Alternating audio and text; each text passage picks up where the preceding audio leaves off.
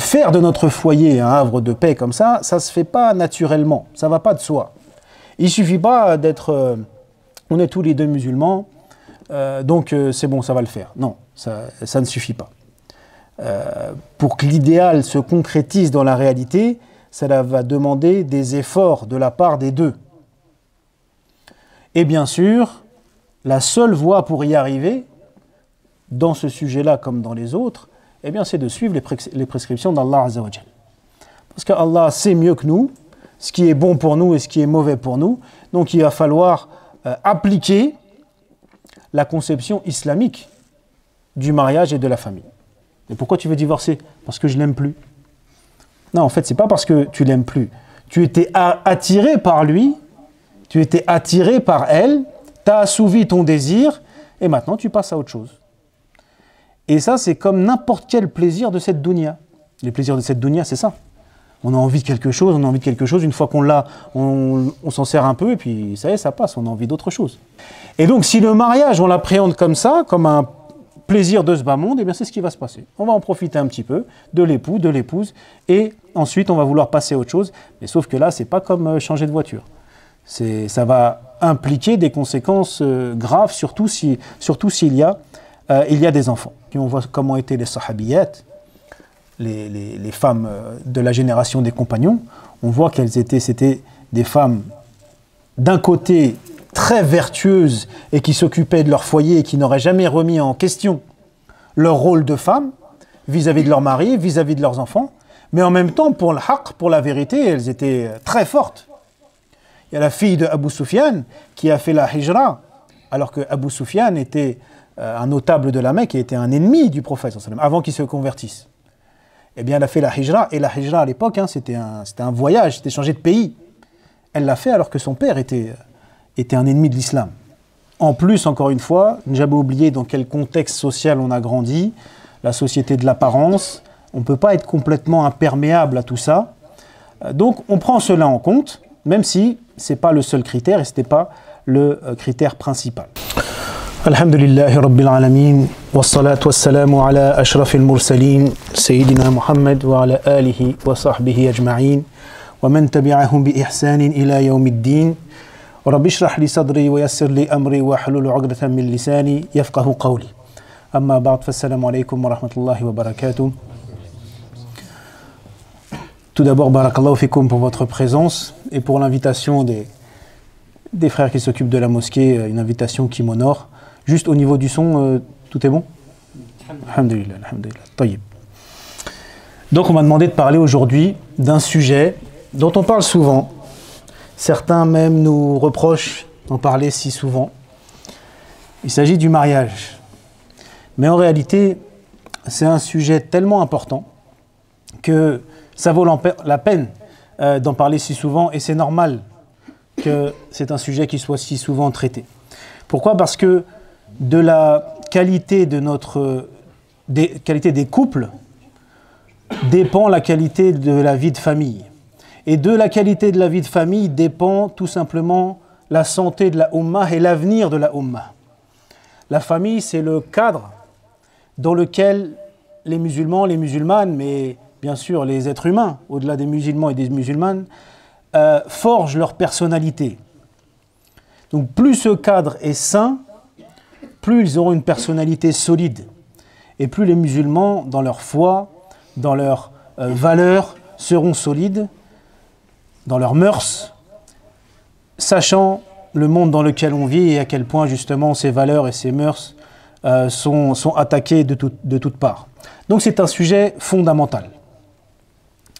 Le mariage. Parmi les sunnas d'Allah, les règles incontournables qui gèrent cet univers, qui régissent cet univers, cette création, il y a le fait que les êtres vivants ne vivent pas seuls. Ils ont besoin d'un autre être de la même espèce, du sexe opposé, pour vraiment remplir pleinement le but de leur existence. Et ça, on va retrouver ça dans toutes les espèces. Chez les plantes, chez les animaux, il y a des mâles et des femelles et donc qui s'accouplent pour vivre complètement leur vie. Allah nous dit Azza wa Jal dans Surat Al-Dhariyat وَمِن كُلِّ شَيْءٍ خَلَقْنَا زَوْجَيْنِ لَعَلَّكُمْ تَذَكَّرُونَ. De toutes choses, nous avons créé un couple, un mâle et une femelle, زَوْجَيْن, afin que vous vous rappeliez. سبحان الذي خلق الأزواج كلها مما تنبت الأرض ومن أنفسهم ومما لا يعلمون. Louange et pureté à celui qui a créé des couples dans toutes choses, dans ce que la terre fait pousser d'eux-mêmes et ce qu'ils ne connaissent pas. Et donc, l'être humain, c'est une créature noble qu'Allah a honorée. Donc, il a donné une forme à cette union particulière par rapport aux autres créatures. Une forme justement plus noble, qui sied mieux à son rang. Et cette forme, c'est le mariage. L'être humain a besoin de se marier pour vivre pleinement son existence. Alors, on peut me dire aussi, mais il y a des gens qui se marient jamais et qui vivent une vie, et même des ulama, des grands ulama qui se sont jamais mariés. C'est vrai, mais ça reste quand même exceptionnel. 99% des gens ont besoin de ce mariage. Donc, pourquoi est-ce qu'on se marie? Pourquoi est-ce qu'on a besoin de ce mariage pour vivre pleinement notre vie? On se marie tout d'abord pour pouvoir accomplir notre mission sur terre. Quelle est-elle? Celle d'adorer Allah Azza wa Jal. وَمَا خَلَقْتُ الْجِنَّ وَالْإِنسَ إِلَّا لِيَعْبُدُونَ. Je n'ai créé les hommes et les djinns que pour qu'ils m'adorent. Donc c'est pour faire de notre vie une adoration. L'adoration dans son sens large. C'est-à-dire pas seulement la prière ou le jeûne, la zakat, ça bien sûr sont les adorations, les piliers. Mais de faire toute sa vie une adoration, c'est-à-dire rechercher la satisfaction d'Allah derrière tout ce que l'on fait. Et voilà la première raison pourquoi est-ce qu'on se marie. Pour s'élever, pour cheminer ensemble vers Allah subhanahu wa ta'ala. Et ça, c'est la première cause déjà, pour avoir un mariage long et heureux. Et de savoir pourquoi on se marie, c'est-à-dire sur quoi le mariage se fonde. Quel est le socle du mariage? Parce que dans les faits aujourd'hui, la plupart du temps, sur quoi est fondé le mariage? Sur, voilà, on est en âge de se marier, deux personnes s'attirent, un homme et une femme s'attirent l'un l'autre, bon ben on se marie, on se marie.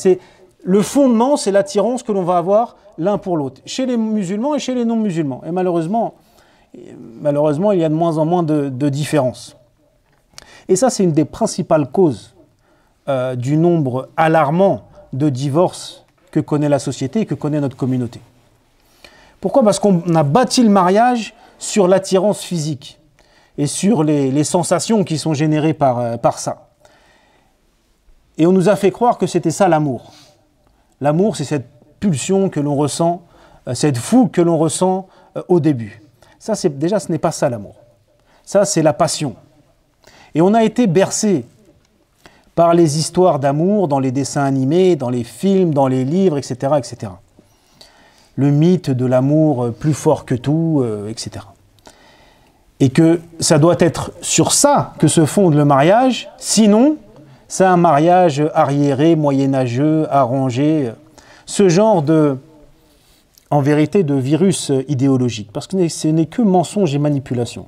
Et ça, je m'adresse surtout aux plus jeunes, mais aussi aux parents. Attention à ce que vous faites regarder à vos enfants, comme films, comme dessins animés, etc., etc. Donc déjà, ça commence par le mensonge de ce que l'on appelle l'amour. En fait, on désigne la passion, la fougue que l'on ressent au début. Alors qu'en réalité, l'amour, c'est ce qui se construit jour après jour dans la durée. Et ce qui intervient après le mariage. Parce que c'est Allah Azza wa Jal qui va instaurer cet amour entre l'époux et l'épouse. Allah nous dit dans Surat Ar-Rum, d'ailleurs un des versets fondamentaux de ce sujet, le mariage, وَمِنْ آيَاتِهِ خَلَقَ لَكُمْ مِنْ أَنفُسِكُمْ أَزْوَاجًا لِتَسْكُنُوا إِلَيْهَا وَجَعَلَ بَيْنَكُمْ مَوَدَّةً وَرَحْمَةً.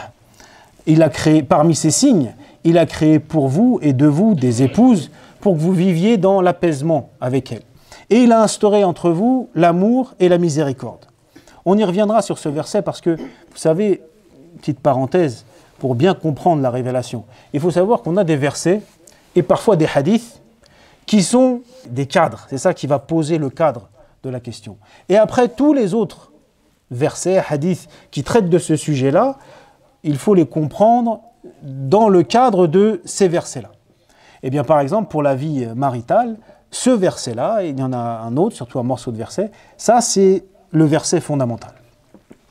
Mais donc, il nous dit dans ce verset-là que l'amour, c'est ce qui va unir les époux et que Allah va établir avec le temps. C'est pas l'histoire du coup de foudre, on s'est vu dans la rue, ça y est, c'est elle, c'est lui. Ça, c'est tout ça, faut oublier tout ça.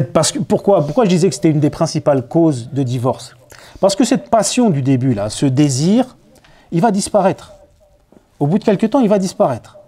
Ça, c'est assuré. Et c'est les jeunes, encore, je vous spoil la fin du film, il va disparaître. C'est quelque chose, c'est un moment qui doit être vécu, mais au bout d'un moment, même si on a épousé celui ou celle qui coche toutes les cases de ce que je voulais, etc., au bout d'un moment, ça s'estompe. Eh bien, si c'est ça le socle du mariage, qu'est-ce qui se passe? Eh bien, c'est tout l'édifice qui s'écroule. Et là, on arrive quoi? On arrive à un divorce. Et pourquoi tu veux divorcer? Parce que je l'aime plus. Non, en fait, c'est pas parce que tu l'aimes plus.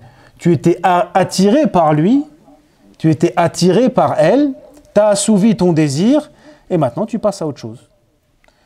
Et ça, c'est comme n'importe quel plaisir de cette dunya. Les plaisirs de cette dunya, c'est ça. On a envie de quelque chose, une fois qu'on l'a, on s'en sert un peu, et puis ça y est, ça passe, on a envie d'autre chose. C'est vrai ou pas? Regardez même, dès l'enfance, c'est comme ça. Les enfants, ils veulent un jouet, on leur achète, ils jouent avec une semaine, 2 semaines, et puis ils ont envie d'autre chose. Et les adultes, c'est pareil. Je veux telle chose, je veux telle maison, je veux telle voiture, je veux faire tel voyage. Et une fois qu'on l'a fait, une fois qu'on l'a, on en profite un peu, et ça y est, on passe à autre chose. C'est pour ça que ceux qui passent leur vie à courir après les plaisirs de ce bas monde, en fait, ils courent après un mirage. Ils courent après quelque chose qui, jamais ils finiront de courir. Je veux ça, je l'ai, ça y est, maintenant je veux autre chose. Et une fois que je l'ai, je veux autre chose, et ainsi de suite. Et un jour, la mort, elle frappe et c'est fini. Qu'est-ce que tu as fait de ta vie? J'ai couru après quelque chose que je ne pouvais pas avoir. Et donc, si le mariage, on l'appréhende comme ça, comme un plaisir de ce bas monde, eh bien c'est ce qui va se passer. On va en profiter un petit peu de l'époux, de l'épouse, et ensuite on va vouloir passer à autre chose. Mais sauf que là, c'est pas comme changer de voiture. Ça va impliquer des conséquences graves, surtout s'il y a des enfants. Et c'est ce qui fait que les mariages ne peuvent pas durer, surtout encore une fois dans cette société qui fait une véritable guerre à la famille. Cette institution qui est la famille, et une véritable guerre contre la stabilité familiale. Donc, au moment de choisir l'époux, il faut se mettre bien d'accord sur ça, déjà. Pourquoi est-ce qu'on se marie? Pourquoi est-ce que tu veux un époux? Pourquoi est-ce que tu veux une épouse? C'est pour s'élever et cheminer vers Allah subhanahu wa ta'ala ensemble. Comme ça, même quand la passion du début s'estompe, de toute façon, le mariage ne reposait pas là-dessus, et on continue, Inch'Allah. Est-ce que ça veut dire qu'on ne prend pas du tout en compte l'attirance et le feeling qu'on peut ressentir envers l'autre au moment du choix du conjoint? Non, bien sûr. Non. Mais on choisit quelqu'un qui a les mêmes valeurs que nous, quelqu'un qui a les mêmes objectifs de vie que nous. Et en plus, il faut que la personne nous plaise, bien sûr. Mais ce n'est pas le fondement, même si ça compte. Une fois, Al-Mughira ibn Shu'bah est venu voir le prophète, sallallahu alayhi wa sallam, et lui a dit qu'il avait demandé une femme en mariage. Et le prophète lui répond, tu l'as vue? Et il dit non. Bon, alors à l'époque, le mariage était plus facile, c'était différent d'aujourd'hui. Bon. Mais il lui dit non. Alors le prophète sallallahu alayhi wa sallam lui dit, quand même, va la voir. Il lui dit, fandur ilayha fa innahu ajdaru an yu'dama baynakum.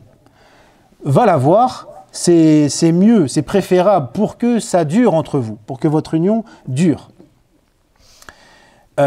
Et parmi les qualités de la bonne épouse, le messager d'Allah, sallallahu alayhi wa sallam, a cité aussi allati tasurruhu idha nadara ilayha. Celle qui fait plaisir à son mari lorsqu'il la regarde. Donc ça compte aussi. Il ne faut pas jouer non plus les super pieux. Moi, je ne suis pas concerné par ça, ça ne me touche pas. Si. Et il ne faut pas oublier, même les parents qui vont marier leurs enfants, si vous voyez quelqu'un de très bien, et que vous aimeriez que votre enfant, que ce soit fille ou garçon, se marie avec elle ou avec lui, s'il n'y a pas ce feeling, si la personne ne plaît pas du tout, il ne faut pas forcer. Bien sûr, il ne faut pas forcer de toute façon le mariage, mais même il faut comprendre ça. Hein. Et que, en plus, encore une fois, ne jamais oublier dans quel contexte social on a grandi, la société de l'apparence, on ne peut pas être complètement imperméable à tout ça. Donc on prend cela en compte, même si ce n'est pas le seul critère et ce n'était pas le critère principal. Parce que les jeunes, la beauté, on finit par s'enlacer et elle finit par partir. Hein, ça, c'est sûr. D'ailleurs, le prophète sallam nous dit « Innal mar'ata tunkahu li diniha wa jamaliha fa'alayka bidhati ad-din taribat yadak » Il y a plusieurs versions de ce hadith, mais la femme, on la marie pour sa religion, pour son argent ou pour sa beauté. Choisis la religion comme critère, tu seras comme ça, tu seras tranquille. Parce que ce n'est pas la beauté physique qui te soutiendra dans les moments difficiles, qui t'aidera à progresser dans ta foi et dans ton lien avec Allah Azza wa Jal. Ce sont d'autres qualités. On ne se laisse pas guider par nos pulsions. De toute façon, le croyant fait le moins de choses possibles comme ça, emporté par ses pulsions. Il faut essayer d'être maître de soi et de faire nos choix de façon pensée et réfléchie. L'imam Abu Hamid al-Ghazali disait le nefs comme ça, c'est comme une monture, un cheval à son époque. Si c'est lui, imaginez un cheval fou, c'est lui qui va où il veut et qui mène la danse, qu'est-ce qui va se passer? Il va faire mourir lui et son cavalier. Les deux, ils vont finir par périr. Alors qu'il faut que ce soit nous qui tenions les rênes de nos pulsions. Donc, le mariage se repose là-dessus. On se marie pour s'entraider à cheminer vers Allah. Parce que l'homme et la femme ont besoin l'un de l'autre. On est là pour s'entraider, à nous élever, à nous purifier et à nous élever vers Allah subhanahu wa ta'ala et à fonder une famille, fonder un foyer. Alors là aussi, il y a des gens à qui Allah Azza wa Jal a prédestiné autre chose, qui ne peuvent pas avoir d'enfants. Et donc cela veut dire, bien sûr, c'est une épreuve difficile, mais ça veut dire que Allah a voulu pour eux qu'ils jouent un autre rôle dans la vie que parents. Je veux dire, ça ne veut pas dire que leur mariage ne sert à rien. Et non, bien sûr, ils ont un autre rôle à jouer. Mais le cas le plus fréquent, c'est qu'il y aura une famille. Donc, le mariage repose sur ça, s'élever vers Allah et fonder une famille. Parce qu'encore une fois, sinon, si on suit que nos envies, eh bien on divorce, et après on va aller se marier avec quelqu'un d'autre, et on va vivre encore les pulsions du début, et ça va s'arrêter, on va encore divorcer, et ainsi de suite, et ainsi de suite. Et c'est ce que font beaucoup de gens chez les musulmans et chez les non-musulmans. D'ailleurs, chez les non-musulmans, on en arrive même à se demander à quoi sert le mariage. Et on peut le comprendre, c'est cohérent. Si c'est juste pour prendre ce plaisir-là, eh bien, au bout d'un moment, on se dit pourquoi se marier, hein, ça ne sert plus à rien. Donc, au moment de choisir l'époux ou l'épouse, il faut absolument être bien d'accord là-dessus, avoir le même objectif de vie. Si les deux ne sont pas d'accord, eh bien, ça risque de mal se passer. Ensuite, la relation entre époux et épouse. Et c'est là justement qu'on reprend le verset où Allah nous dit وَمِنْ آيَاتِهِ خَلَقَ لَكُم مِّنْ أَنفُسِكُمْ أَزْوَاجًا لِتَسْكُنُوا إِلَيْهَا وَجَعَلَ بَيْنَكُمْ مَوَدَّةً وَرَحْمَةً. Et parmi ces signes, il a créé pour vous et de vous des épouses pour que vous viviez dans l'apaisement avec elles. Vous voyez, لِتَسْكُنُوا إِلَيْهَا. C'est pas لِتَسْكُنُوا مَعَهَا. لِتَسْكُنُوا مَعَهَا, ça aurait été que vous viviez avec elle. Voilà, on vit ensemble. Non, لِتَسْكُنُوا إِلَيْهَا. إِلَيْهَا. Et là, ça fait plus ressortir le sens du verbe de as-sakina. Sakina, l'apaisement, la douceur, la tranquillité. Donc c'est pour que vous viviez dans l'apaisement et la tranquillité avec elle. وَجَعَلَ بَيْنَكُمْ مَوَدَّةً وَرَحْمَةً. Et il a établi entre vous l'amour, l'affection, le mawadda, war-rahma. Donc on voit que déjà, l'apaisement, la tranquillité, c'est-à-dire que chacun doit œuvrer pour être une source d'apaisement pour l'autre. une source d'apaisement. Il faut que, bien sûr, dans l'idéal, après il y a les aléas de la vie, bien sûr, mais il faut toujours voir quel objectif on se fixe. Que je sois pour mon épouse, que l'épouse soit pour son époux, une source d'apaisement. Quand il est là, quand elle est là, je me sens bien, je peux respirer. Dans un autre verset justement aussi fondamental, dans la question du mariage, Allah nous dit « Hunna libasul lakum wa antum libasul lahun » Elles sont un vêtement pour vous et vous êtes un vêtement pour elles. Les ulama nous disent que pourquoi cette image du vêtement? Parce que le vêtement, c'est quelque chose qui réchauffe, qui protège. Et ça doit être l'effet de l'époux sur l'épouse et vice-versa. De protéger bien sûr des fitaines dehors, mais plus largement que ça. De protéger son honneur, de protéger, être une source de protection et de chaleur dans le bon sens du terme. Et aussi, les ulama nous disent que c'est aussi dans le sens qu'un vêtement, c'est à la taille. C'est-à-dire ça va bien à la personne. Il faut aussi choisir celle ou celui qui correspond à notre personnalité. Donc l'objectif, c'est que chacun ressente la quiétude, la tranquillité du cœur en la présence de l'autre. Et aussi, c'est pour ça que le verset continue en disant que Allah a établi l'amour et la miséricorde. Pourquoi les deux? Pourquoi Allah dit al-mawadda war-rahma? Eh bien parce que al-mawadda, l'affection, l'amour, c'est par rapport aux qualités que l'on aime de la personne. On va apprécier ses qualités et c'est ça qui va faire augmenter l'amour pour elle ou pour lui. Mais rahma, eh bien la miséricorde aussi parce que, encore une fois, elle peut cocher toutes les cases ou il peut cocher toutes les cases, eh bien il ne sera pas parfait. Elle ne sera pas parfaite. Au fur et à mesure du temps, l'autre va découvrir des aspects de sa personnalité qu'il aime moins, qu'il dérange un peu. Eh bien là, il faudra faire preuve de miséricorde. C'est pourquoi Allah cite l'amour et la miséricorde. Donc le mariage, c'est aussi ça. Des compromis et savoir accepter les défauts de l'autre. D'ailleurs, le messager d'Allah, sallallahu alayhi wa sallam, nous dit « La yafrik mu'minun mu'minah, fa in kariha minha khulqan, radiya minha akhar » Qu'un croyant ne déteste pas une croyante. Si un aspect de sa personnalité lui déplaît, un autre aspect va lui plaire. Et bien sûr, c'est valable, c'est vice-versa aussi. Vous savez, les textes du Coran et de la Sunna, même si c'est au masculin, eh bien c'est valable aussi dans l'autre sens au féminin. Parce que le prophète sallallahu alayhi wa sallam a répondu à une sahabiya qui lui demandait, en fait on lui avait posé une question de l'ordre de l'intime, un frère, un compagnon lui avait posé une question de l'ordre de l'intime, et le prophète sallallahu alayhi wa sallam lui avait répondu.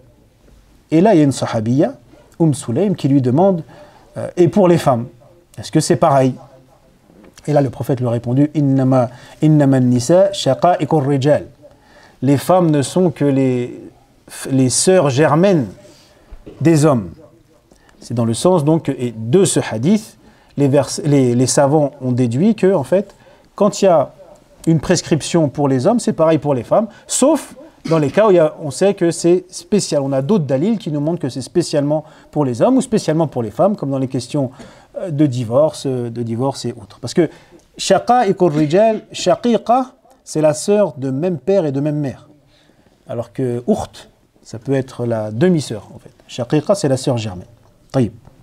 Donc, pour revenir à ce que je disais, le prophète nous dit que s'il y a un aspect de la personnalité de l'autre qui déplaît, il y en a une autre qui lui plaît. Donc il ne faut pas être psychorigide comme ça et s'arrêter juste sur ses défauts. Donc le cadre de vie du couple musulman, c'est l'apaisement, l'amour et la miséricorde. C'est ce que nous dit ce verset. Et tous les autres versets qui parlent du mariage et de la relation époux-épouse doivent être compris dans ce cadre-là. Le foyer musulman, ça doit être un havre de paix. Ça doit être la base où on vient se ressourcer, se reposer pour pouvoir ensuite après affronter le monde extérieur.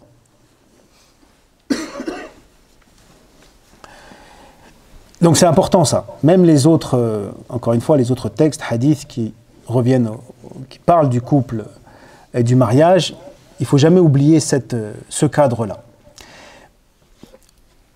Et il faut savoir que faire de notre foyer un havre de paix comme ça ne se fait pas naturellement, ça ne va pas de soi. Il ne suffit pas d'être... on est tous les deux musulmans, donc c'est bon, ça va le faire. Non, ça ne suffit pas. Pour que l'idéal se concrétise dans la réalité, cela va demander des efforts de la part des deux. Et bien sûr, la seule voie pour y arriver, dans ce sujet-là comme dans les autres, eh bien, c'est de suivre les prescriptions d'Allah Azza wa Jal. Parce qu'Allah sait mieux que nous ce qui est bon pour nous et ce qui est mauvais pour nous. Donc il va falloir appliquer la conception islamique du mariage et de la famille. Comme dans tous les autres domaines, une autre voie amène à la perte dans ce bas monde et dans l'au-delà. Donc déjà, pour faire de notre foyer un havre de paix qui est la baraka d'Allah qui descende sur notre foyer, il faut en faire un sanctuaire, préservé du mal, préservé de ce qu'Allah n'aime pas et a interdit. Donc ça, attention. Bien sûr, il ne faut jamais commettre les péchés, il ne faut jamais accepter le mal, il faut jamais. Mais dans notre maison, c'est pas comme à l'extérieur. La maison, le foyer musulman, c'est un foyer où il ne doit pas y avoir de mensonges, de médisance, de malhonnêteté, de vulgarité, d'obscénité. Et c'est pas seulement nous, ce que nous disons, ce que nous faisons. Il y a aussi ce que l'on entend, ce que l'on regarde, notamment bien sûr aujourd'hui avec autrefois la télé, maintenant Internet, les écrans, les réseaux sociaux. Attention, les films, je ne vais pas vous faire un dessin, on s'est bien compris. D'ailleurs, c'est très difficile de trouver un film aujourd'hui où il n'y a pas des scènes obscènes. Eh bien ça ne doit pas rentrer dans la maison du musulman. Si on veut déjà que Allah bénisse notre foyer et notre maison, ça ne doit pas se passer dans le foyer, dans la maison du musulman. Au contraire, la maison du musulman doit être un endroit où le Coran est lu et appris, les hadiths du prophète sallallahu alayhi wa sallam sont lus, la prière y est faite, et tout ce que Allah aime. Il n'y a pas que... Il y a les adorations, bien sûr, mais pas que ça, même dans l'attitude, la douceur, le tact. Le messager d'Allah sallallahu alayhi wa sallam dit dans un hadith rapporté par Al-Bukhari « Inna Allah yuhibbu rifq fil amri kulli » Allah aime la douceur dans toute chose. Alors, bien sûr, les disputes, tout ça, ça arrive. Ça, c'est normal. Ça va arriver. Mais attention à se maîtriser. Même dans ces moments-là, attention à se maîtriser. On se dispute, mais il y a des limites que l'on ne doit pas dépasser. Dans la parole, dans les actes, etc. Et des deux côtés, de l'époux comme de l'épouse. Et aussi, peut-être, le point central pour faire un mariage heureux. Et encore une fois, ça va à l'encontre de la religion dominante. C'est que chacun se concentre sur ses devoirs plutôt que sur ses droits. Ça, c'est fondamental et ça, c'est la logique de l'islam. Encore une fois, on est dans une société qui nous, et c'est pas pour rien, ça aussi c'est un piège, qui nous pousse toujours à penser à nos droits. Ah, j'ai le droit à ça, j'ai le droit... Oui, mais tes devoirs. On en est où de tes devoirs? Parce que ce qui est vrai dans le couple, c'est vrai aussi dans la vie sociale. Nos devoirs, les devoirs de chacun sont les droits des autres. Et donc, pour revenir au couple, si les deux sont de leur côté en disant « moi j'ai le droit à ça, ça c'est mon droit, il doit me donner ça, elle doit me donner ça », et on est tout le temps dans cet état d'esprit, comment on veut que la symbiose, elle s'opère? C'est pas possible. On s'éloigne comme ça. Alors que si chacun des deux est dans l'état d'esprit que qu'est-ce que je dois faire pour elle? Quel est mon devoir envers elle? Quel est mon devoir envers lui? Ah là, ça rapproche. Et là, la symbiose peut se créer, l'alchimie peut se faire. Donc, parce que plus chacun se concentre sur ses devoirs, plus l'autre sent qu'il n'est pas lésé dans ses droits, qu'il a ses droits. Et donc lui aussi, ou elle aussi, va vouloir être bienveillant et faire plus même que ses devoirs envers son époux ou son épouse.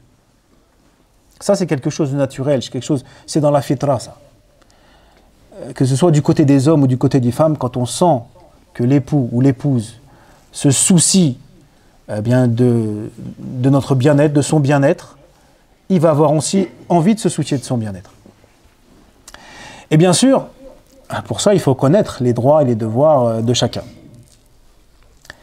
Parce que, encore une fois, bien que ces droits et ces devoirs, ils doivent être appliqués dans le cadre de l'amour et de la miséricorde, comme on en a parlé, et qu'il ne s'agit pas d'une relation juridique, comme deux entreprises. Moi, j'ai fait ma part de mon contrat, c'est ça, toi, c'est ça. Et non, bien sûr, c'est pas comme ça. La relation entre époux et épouse, c'est pas comme ça. C'est plus souple, évidemment. Mais il n'en reste pas moins que il y a des droits et des devoirs qui sont pour l'homme et d'autres pour la femme. Même si la relation maritale, ça doit être régi par la bienveillance, la volonté de rendre la vie plus facile à l'autre. Si à un moment donné, l'un des deux n'a pas fait tout ce qu'il aurait dû faire, eh bien savoir fermer les yeux ou pardonner ou dire c'est pas grave, hein, ar-rahma, c'est ar-rahma qui doit régner. Donc il ne faut pas être psychorigide comme ça. La responsabilité de la bonne marche du foyer, elle est sur les deux, l'homme et la femme. Mais il y a des devoirs qui ont pour vocation d'être accomplis par l'homme et d'autres qui ont pour vocation d'être accomplis par la femme. Et ça, ce n'est pas un rabaissement ni pour l'un ni pour l'autre. Parce que là aussi, il y a un des pièges de la pensée, de la religion, parce que c'en est une. Ne vous faites pas avoir, c'en est une. La religion dominante à laquelle on veut nous forcer à croire, un de ces pièges aussi, c'est ça. C'est de considérer que pour établir la justice, les rôles de l'homme et de la femme doivent être complètement indifférenciés dans la famille, dans la société. Tout ce que peut faire l'un, l'autre peut le faire aussi, et sinon c'est injuste. Et on peut même maintenant, hein, tout ça, ça va dans la même lignée qu'on peut soi-disant changer même changer de sexe, ou moi je me sens homme, moi je me sens femme, etc., etc. Bon, pas besoin de préciser que, évidemment, tout ça, ce sont des concepts complètement étrangers à notre façon de voir. Allah dit simplement l'homme n'est pas comme la fille. Donc déjà, il nous dit qu'il y a une différence entre les deux. Et heureusement qu'il y a une différence. Et c'est là où on va être entré un peu en confrontation avec l'ambiance, l'atmosphère environnante. Pourquoi? Parce que ils veulent effacer ces différences. L'islam encourage à cultiver ces différences entre l'homme et la femme. Bien sûr. Pourquoi? Parce que c'est ce qui fait leur complémentarité. C'est parce qu'on est différent, c'est parce qu'on a des rôles différents à jouer que l'on est complémentaire. Et que un mariage, un couple, eh bien, c'est un tout. Ça devient une unité. Parce qu'on est complémentaires. Si les deux ont le même rôle, alors où est la complémentarité? Alors oui, et il faut le dire, il ne faut pas avoir peur de le dire, que la responsabilité première de l'épouse sera de tenir le foyer et s'occuper des enfants, notamment en bas âge. Et la responsabilité première de l'homme sera d'aller chercher la subsistance, c'est-à-dire travailler pour aller chercher la subsistance de la famille. Ça, c'est un cadre qu'il ne faudrait surtout pas détruire ou changer, parce que c'est un équilibre parfait. Alors, je ne suis pas non plus en train de dire que le travail est complètement interdit pour la femme. Non. Ça dépend des situations. Et encore une fois, là, je parle de l'idéal. Après, des fois, la vie, hein, on parle d'une femme célibataire ou ce genre de choses. Bon, là, c'est daroura, là, on fait comme on peut. Bien sûr, on fait comme on peut. On parle de...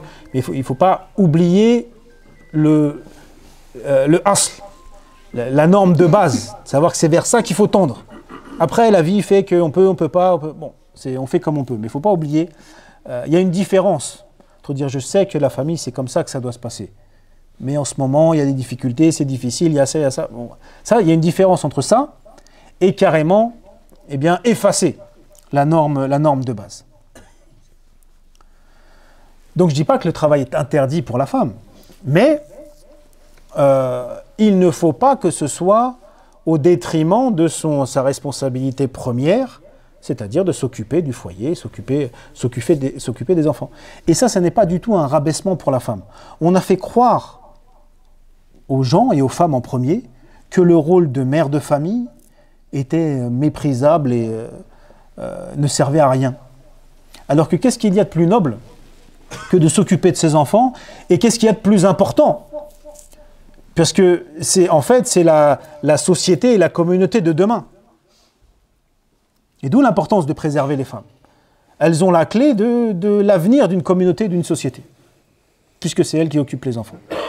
Et c'est pourquoi aussi, vous voyez comment, si elles devaient aller chercher leur subsistance, comment ça serait possible? Elles ont la charge de s'occuper des enfants, déjà de les porter, de les enfanter, de s'en occuper. Et c'est un travail, on le sait bien, très difficile, où il n'y a pas de vacances et il n'y a pas d'horaire. Et il faudrait en plus qu'elles aillent travailler, chercher leur subsistance. Non, là, ça serait une injustice. Là, ce serait une injustice. Pourquoi ce n'est pas à elle? Et dans la vision islamique, la femme n'a jamais personne à sa charge financière. Pourquoi? Parce qu'elle a un autre rôle, éminemment important et éminemment difficile. Nous, les hommes, on sait bien que... parce que ce partage des rôles, il est parfaitement adapté à la nature humaine, bien sûr. Il vient du créateur de l'être humain. Et la femme est beaucoup plus à des aptitudes pour faire ça, beaucoup plus que l'homme. Les hommes, on adore nos enfants, mais laissez-nous avec des enfants en bas âge, nos enfants en bas âge pendant plusieurs jours, on va finir par péter les plombs. On ne saura pas gérer comme une femme, elle peut patienter et gérer les enfants. Et d'un autre côté, aller chercher la subsistance à l'extérieur, affronter le monde du travail, affronter l'extérieur, eh bien, l'homme, il est beaucoup plus prédisposé à ça. D'ailleurs, on voit aujourd'hui même ce qui se passe dans le monde du travail. Là, la parole commence à se libérer, comment les femmes sont rabaissées, justement, et qu'elles sont abusées dans le monde du travail, et qu'on profite de leur faiblesse. Parce que ce n'est pas comme ça que ça doit fonctionner. Donc, une fois que j'ai dit ça, ça ne veut pas dire qu'il faut limiter la femme à ça. Parce qu'il y a aussi cet extrême-là. J'insiste sur l'autre parce que la tendance, c'est plutôt l'autre extrême. Mais il y a aussi cet extrême-là. La femme, c'est à la cuisine et tu te tais. Et de toute façon, ce que tu dis, ça n'a pas d'importance. Parfois, c'est ce qu'on voit, ça. Excusez-moi. Bismillah. Ça, c'est pas la vision islamique. Et il ne faut pas croire que parce que on est contre le féminisme et ce genre d'idéologie moderne actuelle et cette vision actuelle, donc on est pour cette vision-là. Non, nous on est la vision islamique, qui n'a pas d'équivalent et qui n'a pas on ne fait pas de copier-coller. Et dans les visions islamiques, on voit comment étaient les sahabiyat, les femmes de la génération des compagnons. On voit c'était des femmes d'un côté très vertueuses et qui s'occupaient de leur foyer et qui n'auraient jamais remis en question leur rôle de femme vis-à-vis de leur mari, vis-à-vis de leurs enfants, mais en même temps, pour le haqq, pour la vérité, elles étaient très fortes. Il y a la fille de Abu Sufyan qui a fait la hijra, alors que Abu Sufyan était un notable de la Mecque et était un ennemi du prophète, avant qu'il se convertisse. Eh bien, elle a fait la hijra, et la hijra à l'époque, c'était un voyage, c'était changer de pays. Elle l'a fait alors que son père était un ennemi de l'islam. Et là, elle ne s'est pas dit, non, mon père, je ne peux pas... Non, pour la vérité, elle y est allée. Et les sahabiyettes, elles étaient fortes, et elles avaient leur mot à dire, et elles avaient leur caractère.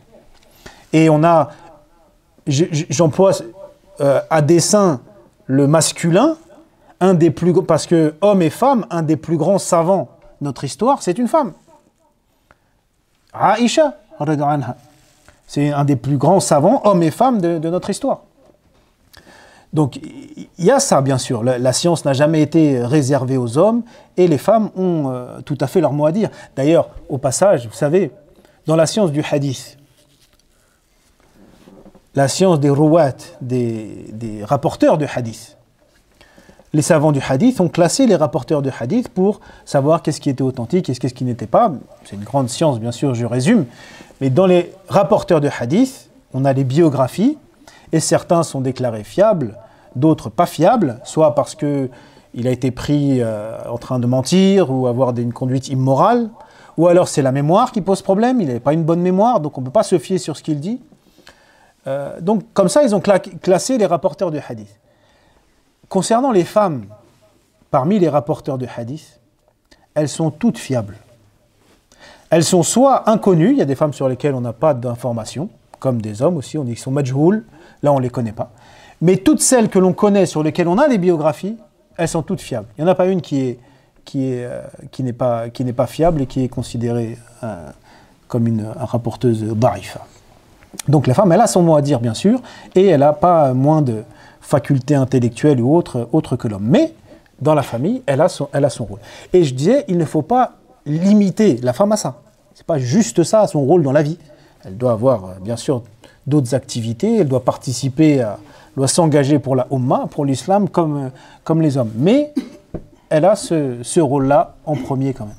Mais regardez comment on pourrait retourner la manipulation si on voulait. Parce qu'il ne faut pas limiter la femme à ça, tout comme il ne faut pas limiter l'homme.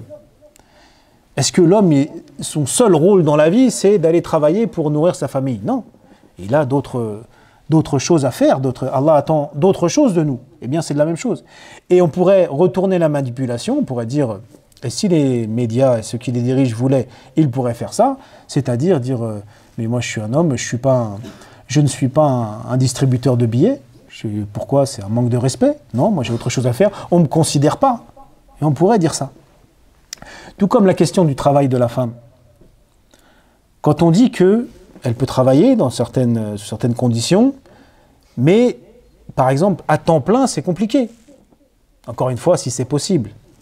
Parfois, encore il y a les mères célibataires, il y a parfois le mari qui travaille, il fait tout ce qu'il peut, mais surtout de nos jours, c'est difficile, il faut que la femme travaille. Bon, on sait bien les nécessités. Ça, on ne parle pas de ça, on parle du cadre de base. Une femme qui travaille à temps plein, elle pourra s'occuper de sa famille, mais pas comme vraiment complètement faire son rôle de mère et d'épouse. Ben, imaginez si un homme, il n'y a pas de quoi remplir son frigo, le frigo il est vide, il n'a pas de quoi de payer le loyer, et il dit ah oui mais moi pour mon épanouissement j'ai besoin de faire des loisirs, de faire du sport, de voir mes amis, et donc il ne travaille pas. Qu'est-ce qu'on va dire de cette personne? On va dire c'est un irresponsable lui. Eh bien la femme qui a des enfants, un foyer à tenir et qui ne le fait pas ou pas comme il faut parce qu'elle prétexte que pour son épanouissement elle doit travailler, eh bien c'est exactement la même chose. Donc c'est comme ça, il y a un équilibre. Oui, la femme n'a personne à sa charge financière, mais c'est pas comme ça, c'est parce qu'elle a un autre rôle à jouer. Et là, il y a un équilibre et l'homme et la femme sont complémentaires. Si les deux vont travailler pour chercher la subsistance, qui va s'occuper des enfants et du foyer? Et c'est pour ça que les enfants, on les met où? À la crèche. 6 mois ou 7 mois, on les met à la crèche. Et donc, qui élève les enfants? L'État. La crèche, ensuite l'école, et c'est l'État qui élève nos enfants. Et après, la crèche, ensuite l'école, et après, on s'étonne d'arriver à la jeunesse. Ah oui, mais il a mal tourné, ah oui, mais il fait pas la prière, mais... Ben oui, mais c'est très important que, encore une fois, vous savez, je ne comptais pas trop parler de ça, mais la femme, c'est un sujet qui concerne tout le monde, parce que, comme je disais, de la femme dépend en fait l'avenir d'une communauté, parce que le pilier du foyer, c'est elle, c'est la femme. L'administration française en Algérie, l'administration coloniale française, elle avait très bien compris ça. Le général Bugeaud, Larnatullah alayh, disait, je ne sais plus exactement les mots, mais on n'arrive pas vraiment à manipuler les Arabes comme on veut, c'est ce qu'il voulait dire, je ne sais pas ces mots-là, mais parce qu'ils cachent leurs femmes de nos regards. C'est-à-dire qu'ils avaient compris que, ils disaient, bon, ils sont sous colonisation, on les force à travailler, à faire ce qu'ils veulent, mais on n'arrive pas à changer l'identité des Algériens. Ils restent quand même musulmans, algériens, on n'arrive pas à en faire vraiment ce que l'on veut. Et ils ont étudié ça sociologiquement. Pourquoi on n'y arrive pas? Parce qu'on n'a pas accès à leurs femmes.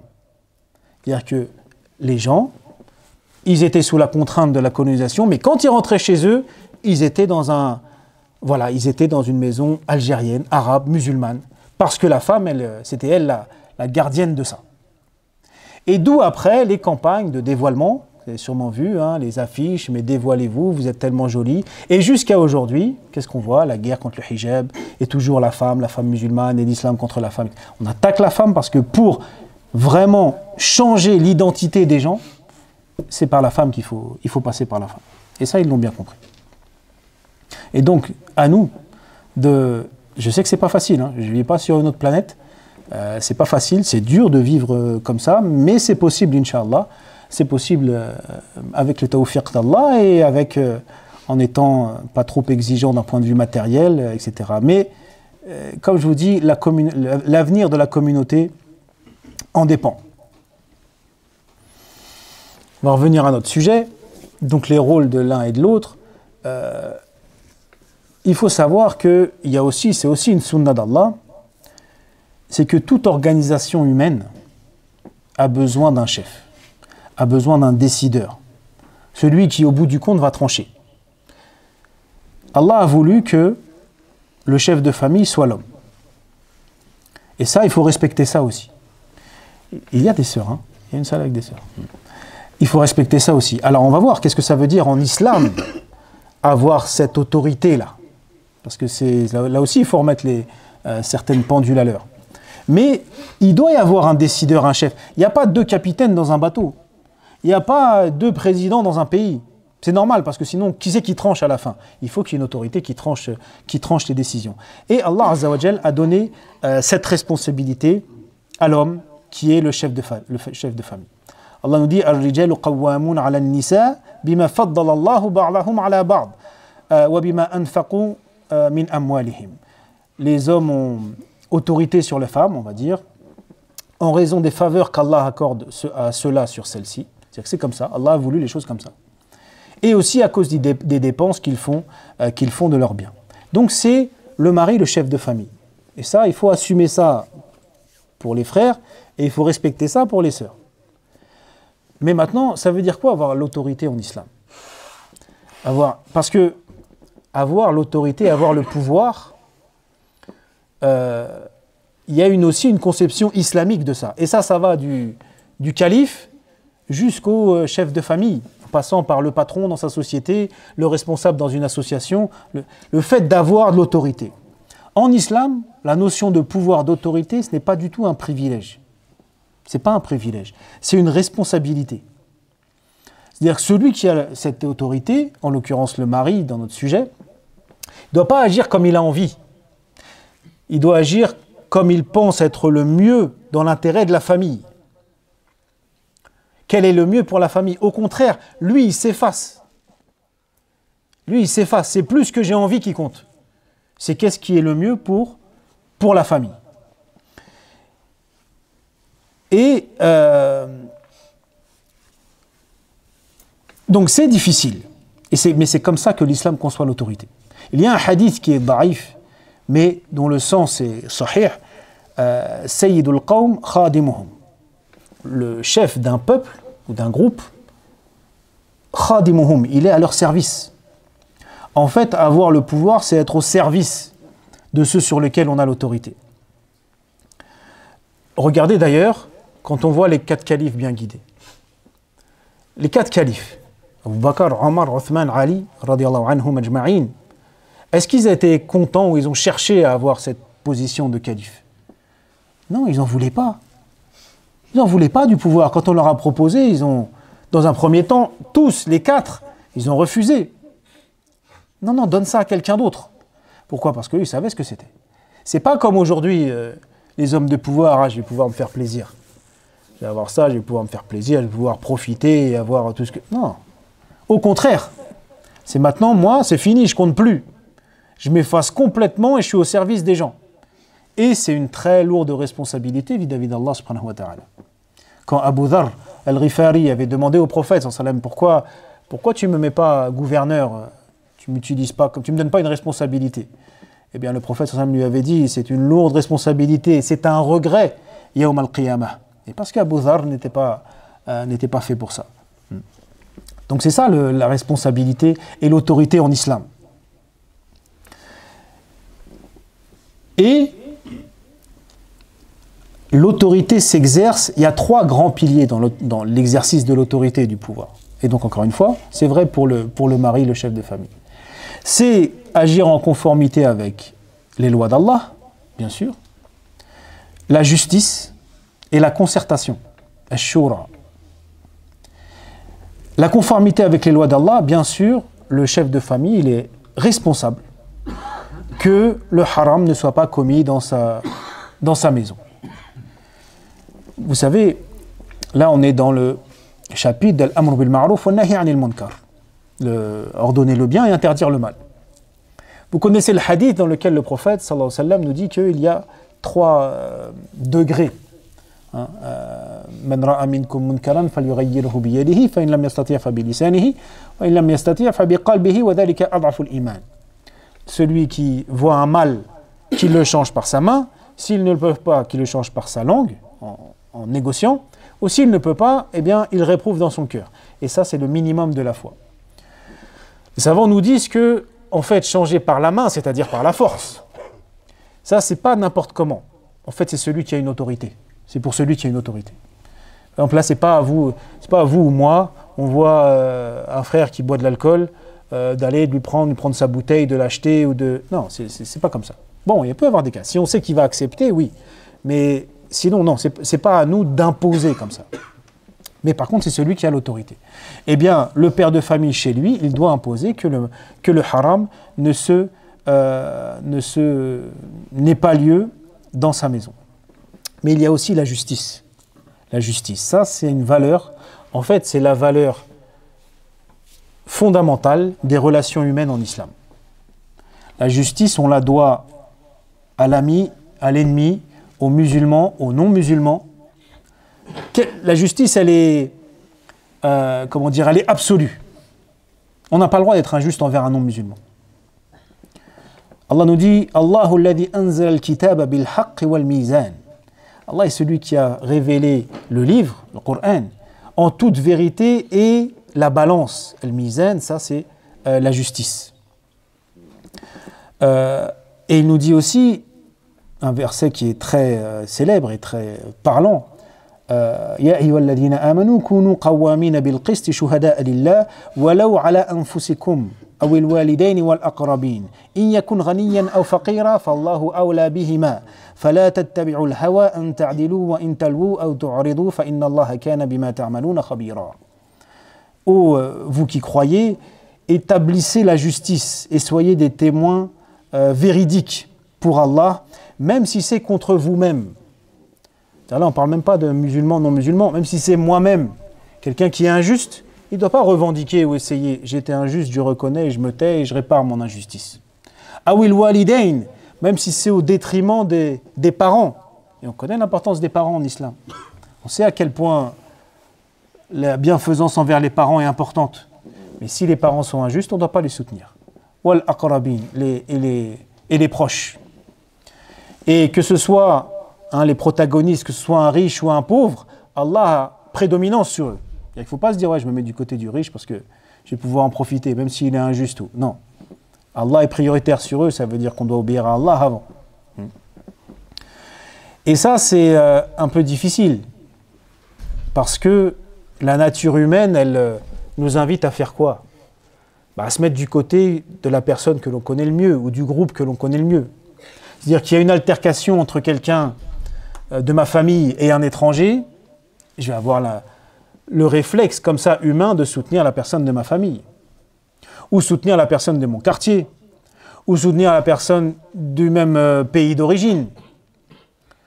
Ça c'est humain. Mais l'islam, il nous élève au-delà de ce qui est simplement humain. Parce que le musulman, c'est pas comme ça qu'il réagit. Il doit d'abord savoir qui est dans son droit, qui a raison, qui a tort, qui est juste, qui est injuste. Si mon frère, si Allah nous dit, vous-même, moi-même, nos parents sont injustes, eh bien on se met du côté de l'étranger. Si un musulman est injuste envers un non-musulman, on se met du côté du non-musulman. Et vous connaissez l'histoire qui s'est passée à Médine, dans lequel des hypocrites qui s'avéreront après, enfin des musulmans, mais après le prophète saura que c'était des hypocrites, mais l'un d'eux avait volé un bouclier. Et quand il a vu que les soupçons commençaient à être portés vers lui, il a jeté le bouclier dans le jardin d'un juif.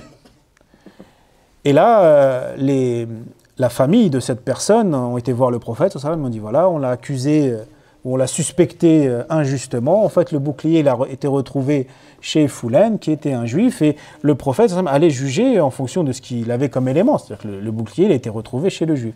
Eh bien, Allah a révélé des versets à Surat An-Nisa pour innocenter le juif et accuser le musulman. Parce que c'est comme ça. Et des histoires comme ça, dans l'histoire musulmane, il y en a à l'appel. Il y en a à l'appel, des histoires comme ça, où on se dit, subhanallah, comme l'histoire de Shurayh, le fameux juge tellement célèbre parmi les tabi'is, ce n'était pas un compagnon. Mais encore une histoire de bouclier, Ali ibn Abi Talib, radiyallahu anhu, le quatrième calife bien guidé. Il avait un bouclier que le prophète lui avait donné, donc il y tenait, et il l'avait perdu. Et il le retrouve dans le stand d'un marchand au marché. Et là il dit, c'est mon bouclier. Et il amène cette affaire devant le juge, Shurayh, alors que Ali était calife à ce moment-là. Et calife, là, il y avait eu les futuhat, l'islam était du Maghreb jusqu'à presque en Chine, hein, déjà. Donc il était une des personnes les plus puissantes de la terre. Il va devant le juge. Vous voyez la différence entre les... Il n'a pas pris le bouclier, il va devant le juge. Et le juge Shurayh dit, est-ce que tu as des témoins que c'est à toi? Parce que la règle, c'est ça. La preuve incombe à celui qui accuse. Pour l'instant, le bouclier il est chez le juif, jusqu'à preuve du contraire, c'est à lui. Est-ce que tu as des témoins? Il faut 2 témoins. Oui, j'ai mon khadim, mon servant, et mon fils, le Hussein. On dit, ah mais ton fils, ça compte pas. Parce qu'en islam aussi, c'est ça. On ne prend pas le témoignage d'un fils pour son père, ou d'un père pour son fils. Non, parce que là, il y a trop de possibilités qui ne soient pas partiales. Donc tu n'as qu'un seul témoin. Un seul témoin, ça ne suffit pas. Le bouclier reste aux juifs. Imaginez, hein, c'est le calife de l'islam. Et c'est Ali ibn Abi Talib, le cousin et gendre du prophète, sallallahu alayhi wa sallam, qui a grandi dans la maison du prophète, sallallahu alayhi wa sallam, qui a assisté à toutes les batailles. Ali ibn Abi Talib, un des plus grands personnages de notre histoire. Et face à un commerçant juif modeste. Eh bien, le juge a donné raison aux juifs. Mais qu'est-ce qui s'est passé après? Quand il a vu ça, le juif, il s'est dit, subhanallah, lui c'est Ali ibn Abi Talib. On est chez eux. Et le juge me donne raison à moi. Il s'est converti à l'islam. Il s'est converti à l'islam et il a voulu donner le bouclier à Ali ibn Abi Talib. Et Ali lui a dit, en cadeau, parce que tu t'es converti à l'islam, il lui a laissé le bouclier. Et ça, c'est l'islam. Ça, c'est l'islam. Et c'est comme ça que l'islam s'est répandu. C'est pas autrement. On n'aurait pas le temps de vraiment aborder tout ce sujet-là, mais ne croyez pas ceux qui vous disent que l'islam s'est répandu avec l'épée. Il y a eu des guerres, effectivement. Mais ces guerres, elles étaient pour que le message puisse passer, qu'on puisse faire la da'wa aux gens et leur présenter l'islam qui devait être présenté au monde. Mais les gens derrière les armées n'ont jamais été forcés à devenir musulmans. Ça, l'histoire en témoigne. L'Égypte est devenue majoritairement musulmane 400 ans après que les musulmans y aient pris le pouvoir avec Amr ibn al-As. 400 ans. Le Cham, la Syrie, c'est 600 ans après que les musulmans y aient pris le pouvoir. S'ils avaient forcé les gens à devenir musulmans, ça n'aurait pas pris. C'est des générations et des générations qui sont restés chrétiens. Et puis, comment est-ce qu'ils sont devenus majoritairement musulmans? Parce qu'ils ont vu le comportement et l'éthique des musulmans et leur sens de la justice, etc. etc. Vous voyez, il faut se poser la question, est-ce que nous, aujourd'hui, des peuples qui nous côtoieraient auraient envie de se convertir à l'islam? Il faut voir. Mais bref, pour revenir à notre sujet, on voit la justice, l'importance de la justice. Et bien ça, c'est vrai aussi, évidemment, dans le couple. C'est vrai dans tous les niveaux d'autorité et aussi dans le couple. Il est chef de famille, mais il doit appliquer son autorité en toute justice et avec l'objectif de maintenir la famille sur ce qui plaît à Allah. Parce qu'Allah nous dit aussi, « Ya ayyuhalladhina amanu, qu anfusakum wa ahlikum naran, wa quduha an-nas wal hijara. » Ô vous qui croyez, protégez vous et les vôtres et votre famille d'un feu dont le combustible seront des hommes et des pierres. Donc la justice. Deuxième principe fondamental, ashura, la consultation. La consultation. Parce que le pouvoir en islam, ce n'est pas quelque chose qui se pratique une personne de façon arbitraire comme ça. Je suis le chef, j'ai décidé, c'est comme ça et tout le monde se tait. Non, Ça, c'est être un tyran, ça. Mais c'est pas comme ça que les compagnons, les califes bien guidés, encore une fois, faisaient. Il y avait Majlis al-Shura.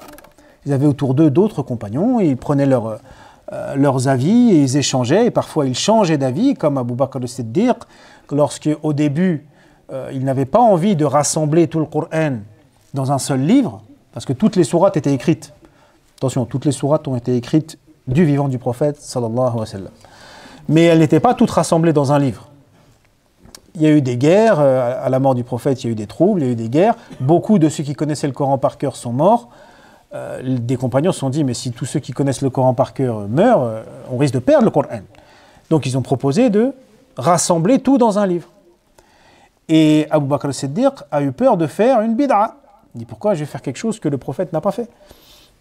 Eh bien, les autres compagnons lui ont dit que, Wallah, hada khayr, c'est un bien. Et d'ailleurs, c'est le dalil de al-maslaha al-mursala. Bref, quand quelque chose est juste un bien, il n'y a pas plus de dalil que ça, mais c'est un bien. Et donc, il a changé d'avis.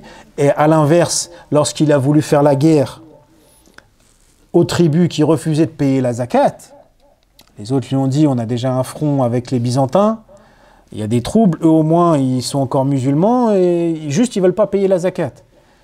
Et Abu Bakr al-Siddiq a tenu en disant, je combattrai quiconque sépare la prière de la zakat. Et alhamdulillah, et heureusement qu'il a fait ça. Heureusement qu'il a fait ça. Vous voyez, Allah a placé les hommes qu'il fallait, quand il fallait. Parce que s'il n'avait pas fait ça, dès le lendemain de la mort du prophète, sallallahu alayhi wa sallam, des gens commencent à dire, ouais, moi je ne paye pas la zakat. Ah ben les autres vont dire, ouais, ben nous on va faire que 2 prières, et puis les autres, et ça y est, l'islam va se diluer, et c'est fini, il n'y a plus d'islam. Mais donc, il y avait cette shura, cette concertation entre eux. Et Allah nous le dit dans le Coran, وَالَّذِينَ اسْتَجَابُوا لِرَبِّهِمْ وَأَقَامُوا الصَّلَاةَ وَأَمْرُهُمْ شُورَى بَيْنَهُمْ.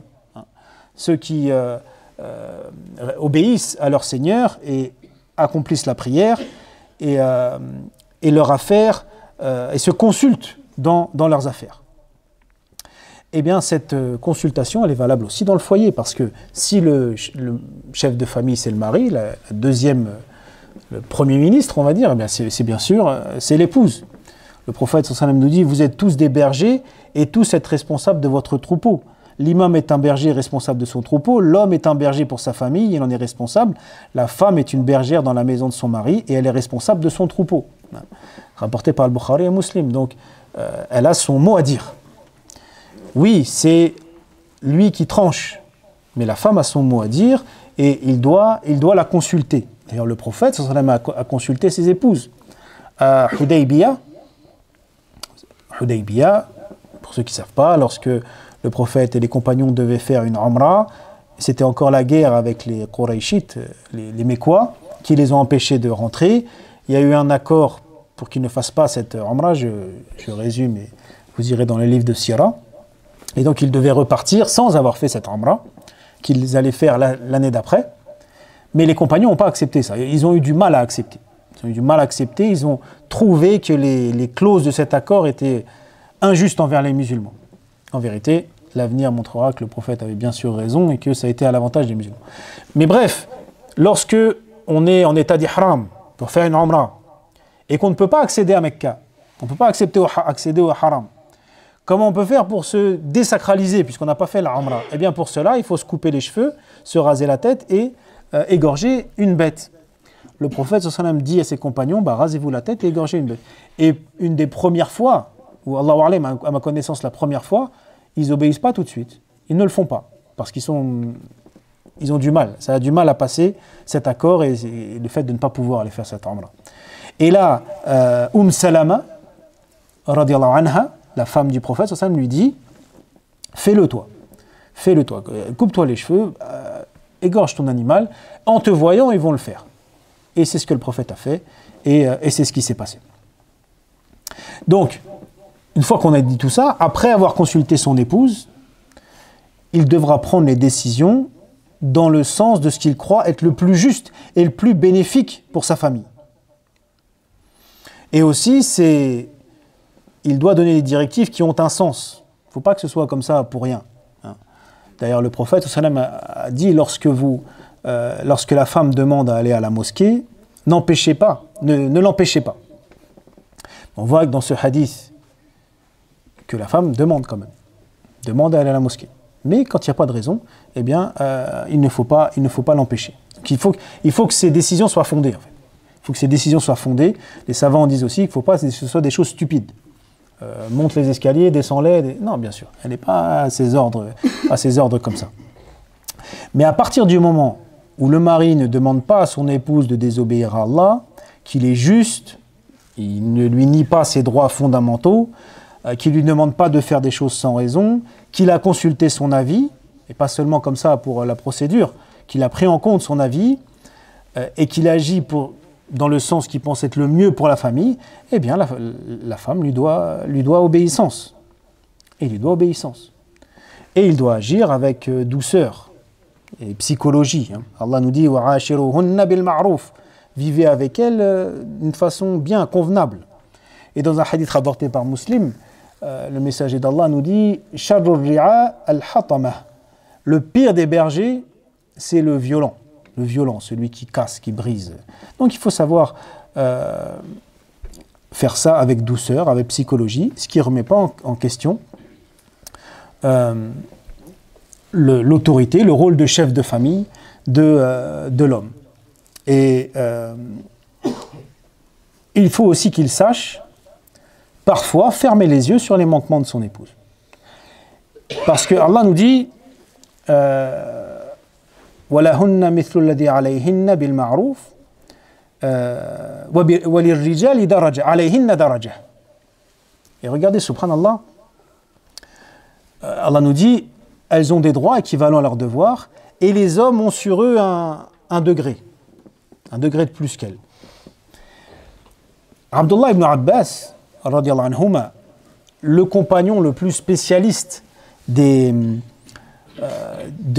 tafsir du Coran, il dit qu'est-ce que c'est pour lui ce daraja, ce degré en plus? C'est justement cette faculté à patienter et à passer l'éponge s'il y a un manquement de sa part.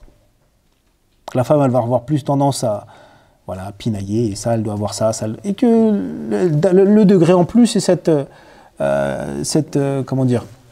cette miséricorde, comme ça, de savoir patienter, même si la femme n'a pas fait tout ce qu'elle devait. Et d'ailleurs, d'après ce verset, Abdullah ibn Abbas dit aussi « J'aime m'embellir pour ma femme comme j'aime qu'elle s'embellisse pour moi. » Vous voyez? Et il y a beaucoup on a commencé à durer, donc on ne va pas tout dire, mais il y a beaucoup de hadiths qui vont dans ce sens, comme quoi le meilleur d'entre nous, c'est celui qui a le meilleur des comportements, et celui qui a le meilleur des comportements est le meilleur avec sa famille. Donc l'autorité du mari, elle est réelle, mais elle doit être pratiquée avec compréhension et douceur. Et en retour, bien sûr, comme on a dit tout à l'heure, le mari doit fournir à son épouse logement, vêtements, soins, et tout ce dont elle a besoin. Alors bien sûr, quand une femme, ça c'est parce qu'il y a un équilibre, comme je disais, quand une femme travaille à temps plein, ça remet en question cet équilibre. Parce qu'il y a beaucoup aussi sur les réseaux maintenant, les femmes, ouais, moi c'est mon mari qui m'entretient, c'est mon mari qui... Oui, très bien, c'est normal. Mais est-ce que toi, de ton côté, tu fais le rôle qui est le tien?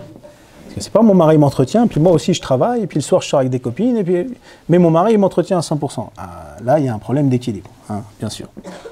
Alors un dernier point que j'aimerais aborder, c'est la question de la vie intime. Parce que, bon, des fois on a un peu de mal par pudeur à parler de ça, mais c'est une partie importante du couple, et le prophète, sallallahu alayhi wa sallam, n'avait pas honte d'en parler, bien sûr. Et comme toujours, l'islam a une position équilibrée sur la question. C'est-à-dire qu'il ne faut pas nier son importance, c'est humain, et l'islam ne nous demande jamais de nier notre humanité. Faire comme si, non, moi j'ai pas besoin de ça. Tout être humain a besoin de ça. Il ne faut pas faire croire que moi je suis pas sensible à ça. Tout être humain est sensible à ça. On ne demande pas de faire comme si c'était pas vrai et que tu étais un ange. Mais ces pulsions, il faut les canaliser. Il faut les canaliser et ne pas leur donner plus d'importance qu'elles en ont. Mais le prophète en a même parlé comme étant une adoration. Fi bud'i ahadikum sadaqa. C'est-à-dire que vos rapports avec, traduction, le fait d'avoir des rapports avec vos épouses est une sadaqa, est une aumône. Et vous voyez, regardez, Certains compagnons ont dit, mais on assouvit nos désirs et on a des récompenses pour ça. Le prophète sallallahu alayhi wa sallam leur répond, mais si on les assouvissait dans le haram, vous auriez des péchés. Oui, et bien si vous le faites dans le halal, vous avez des récompenses. Mais regardez, il n'y a pas l'option vous ne le faites pas. Si vous ne le faites pas dans le halal, vous allez le faire dans le haram. Donc dans le haram, vous aurez des péchés, dans le halal, vous aurez des récompenses. Bien sûr, quand je dis il n'y a pas l'option, vous ne le faites pas, c'est-à-dire que toute une vie, mais une période en attendant le mariage, bien sûr qu'on peut se retenir quand même. Mais dans ce domaine-là aussi, eh bien, chacun doit se soucier que l'autre soit bien et soit épanoui. Et encore plus, j'ai envie de dire, encore plus de nos jours, sachant toute la tentation qu'il y a dans la société où on vit. Imaginez quand on compare la situation d'un homme aujourd'hui et ce qu'elle devrait être normalement, puisque pour nous, eh bien, la norme, l'ordre des choses, c'est ce que Allah nous a prescrit. Et ce que vivaient les compagnons, par exemple. C'est-à-dire que dehors, les femmes étaient couvertes, il n'y avait pas de fitna comme ça ouverte dehors, et eux avaient plusieurs femmes.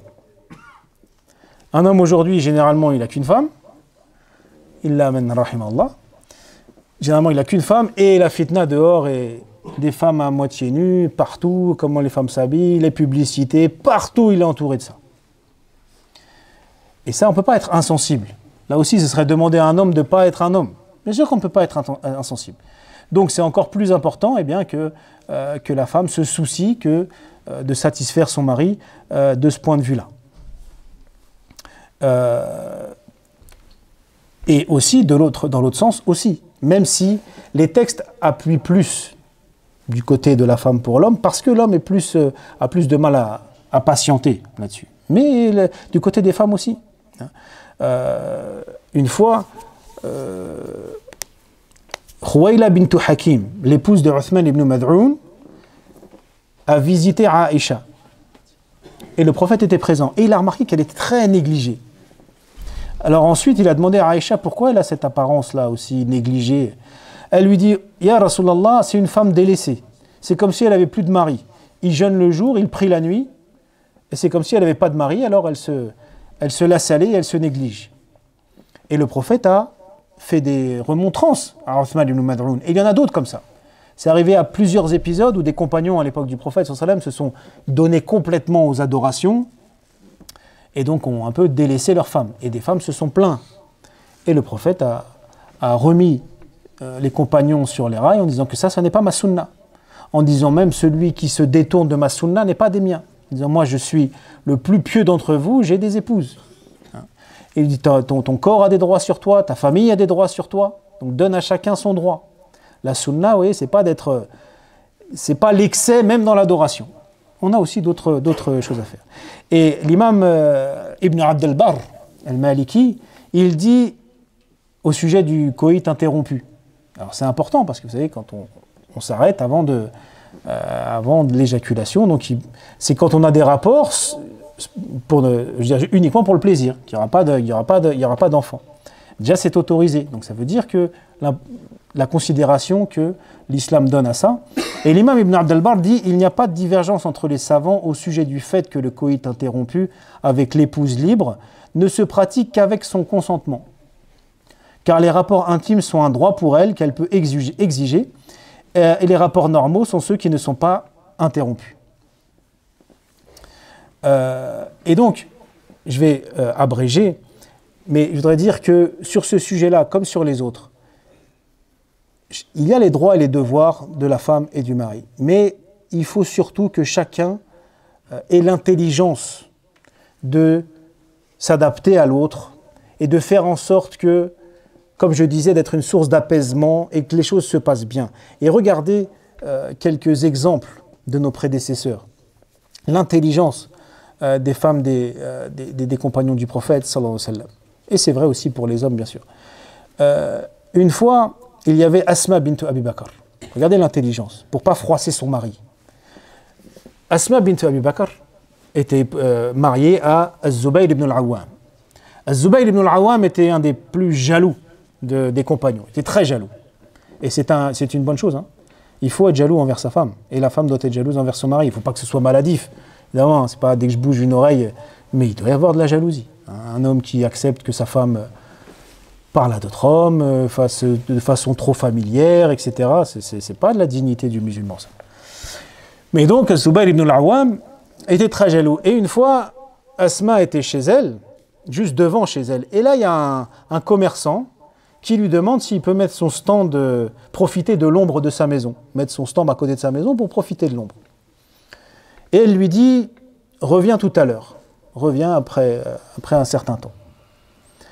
En fait, elle voulait qu'il revienne une fois que Az-Zubayr ibn al-Awwam soit présent. Donc Az-Zubayr rentre, le commerçant revient, il redemande à Asma, est-ce que je peux me mettre là? Elle dit, oh, il n'a pas trouvé une autre maison, lui, il faut qu'il vienne chez nous. Et Az-Zubayr il voit ça, il lui dit, mais pourquoi tu réagis comme ça? Laisse-le mettre son stand, c'est pas grave. Mais regardez l'intelligence. Elle voulait le laisser, le commerçant. Mais elle s'est dit, si Az-Zubayr arrive, qu'il y a un homme qui s'est mis à côté de notre maison, que donc je lui ai donné la permission alors qu'il n'était pas là, ça va mal se passer. Là, elle a fait un subterfuge pour que ce soit lui qui dise au commerçant, c'est bon, tu peux te mettre là. Elle a fait mine de refuser, comme ça, de façon infondée, et elle savait que Az-Zubayr, lui, en voyant ça, il allait accepter. Mais ce n'est pas elle qui a accepté. Vous voyez. Et il y a aussi beaucoup d'autres récits comme ça qui nous montrent comment cette intelligence comme ça, il faut que les deux aient vraiment comme objectif que ça se passe bien, encore une fois, que le foyer musulman soit un havre de paix. Donc encadré par l'amour, encadré par la miséricorde, la douceur, et que chacun, je reviens là-dessus, se soucie de ses devoirs avant de se soucier de ses droits. Parce que si les deux s'occupent de leurs devoirs, eh bien les droits de chacun seront assurés. Et tout ça avec un seul objectif, s'élever et cheminer vers Allah subhanahu wa ta'ala. Barakallahu fikum pour votre attention. Wa akhiru da'wana alhamdulillahi rabbil alamin.